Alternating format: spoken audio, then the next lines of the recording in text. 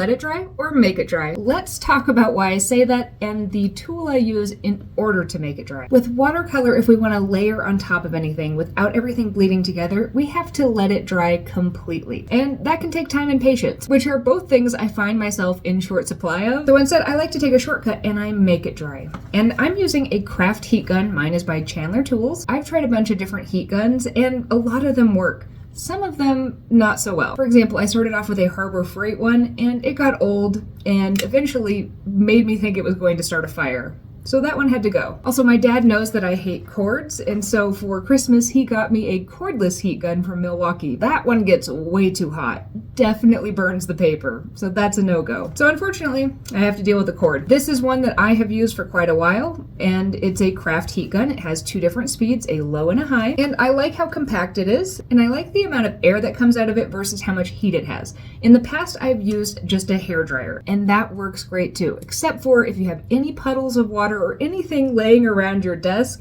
it can go flying. That's why I transitioned over to using a heat gun, because there's less wind to deal with. A couple things to note when you are using a heat tool. The first is it is a good idea to let any puddles soak in or to tap them up. You can always take a brush and then dry it off, and then you can just suck up little bits of the water. The second thing is kind of why I do the little make it dry dance, because while we're drying, we should be moving constantly. We don't want to hold it directly on one spot for too long. It can burn the paper, which is dangerous, and it's also going to ruin your painting, so make sure you're moving it constantly. You'll know that it's starting to get dry both when the color changes as well as when the paper starts to settle, because the paper usually kind of rises up, and as it gets drier, it gets flatter. And that's how I